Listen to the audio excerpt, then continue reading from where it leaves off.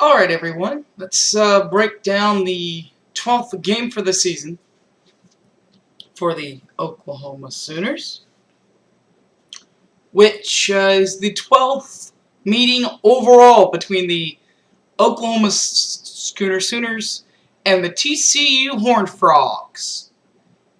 Their last meeting was the national championship year of 08 for OU.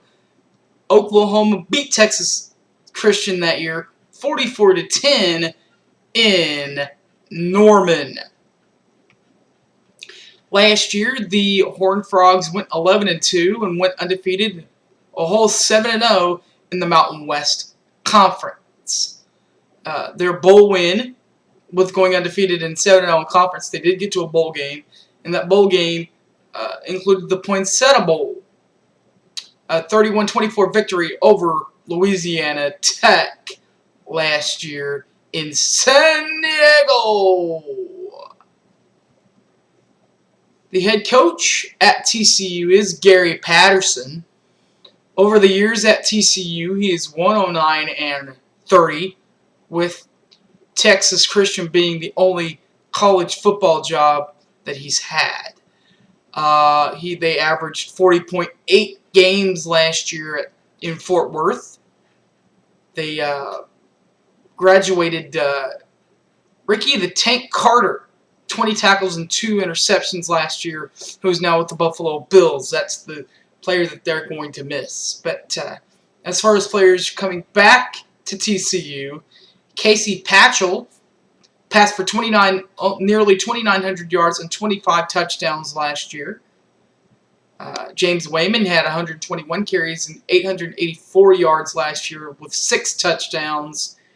And Josh Boyce had 61 catches for 998 yards and 9 touchdowns last year on campus in Fort Worth. As far as the defensive players are concerned, Kenny Tane returns. He was number 1 in tackles last year, more than Tank Carter. Kenny Kane had 72 tackles, a pick, and a forced fumble recovery last year at TCU. Punting, Ross Evans carries that mark. Last year, he had a record of 14 for 17, which is good for 82.4%, and a game high and a career high, and last year's career long was 47 long against San Diego State University. Punting wise, Ethan Perry is probably going to do that mark. Now, Ethan, he'll come in as a true freshman, so he doesn't have any stats from last year, but in the Under Armour All-American game, he had 3 punts, good for 44.3 yards a punt average. This was supposed to be the first game of the new season, but the reason why it was moved to Game 12, or I guess Game 2, because they wanted to kind of get their feet wet before they played Oklahoma in the opening of the brand new. So it wouldn't have officially been the opening of the brand new stadium, but it was supposed to be the second game this season. Ended up, of course, as you can see, not happening. The second game will be a conference game, though, for TCU. They'll play Kansas. But as far as Oklahoma is concerned, this was a big-time, big league move for TCU. They didn't see the drug charges. They didn't see any of this. But what they did see was Oklahoma having to come to Fort Worth. They know they didn't want to change that. They know that their last couple of meetings were in Norman. They knew that they finally wanted to meet them in Fort Worth. So that was a main goal. And when the Big 12 was able to help them out, they decided to move the game from the second game to the 12th game, basically for money, I would guess, and so much more, because this very well could be for the Big 12 regular season championship. The final game of the regular season, it usually comes down to that. Oklahoma, of course, will You would suspect Oklahoma to be up there, and you would suspect TCU to be up there. Now, the thing that TCU has to do is they have to prove that they belong. And I think that they do. They do belong. The question, but I do understand where a lot of the questions are coming from. A couple of years ago, last year, they beat Boise. 2 years ago, they beat Wisconsin in their bowl game. They did lose to Boise State in the Fiesta Bowl the previous year before that. So they've been here. They've been to the big league stage.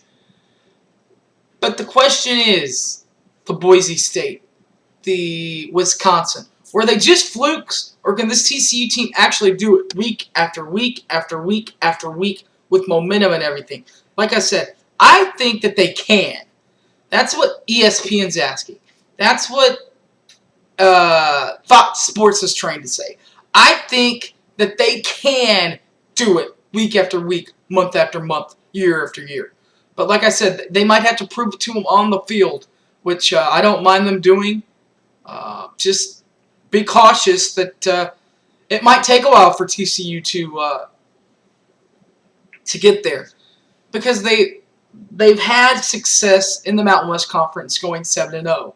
But there is a big difference between teams such as Colorado State, New Mexico State, San Diego State, and Oklahoma and Texas, and OSU, Texas Tech, Baylor, those kind of teams. Now, the TCU Horned Frogs did meet Baylor last year. Actually, they've gotten in kind of a pre-nap, sort of a preset term for Baylor. The two Baptist universities have met the last 2 years, Baylor winning both games. Of course, defensively, just TCU doesn't have to prove much. They know what they're going to do. They're going to get out there. They're going to play defense. They're going to knock you over. Can they get enough stops, though? And then when they get those stops, can the offense do what they've done, averaging 40.8 points a game? Casey Patchell throwing for 2,900 yards. Wayman rushing for 884 yards. And Josh Boyce receiving for 998 yards. If they can do that and get their defensive stops, they should do pretty well in the Big 12. But this, like I said, this is now bigger. It's big-time football now. I want to thank you guys for watching. The next game, there is no next game. So the next YouTube broadcast will be the breakdown of my favorite team in the Big 12. And I'm guessing it's yours too if you're watching this.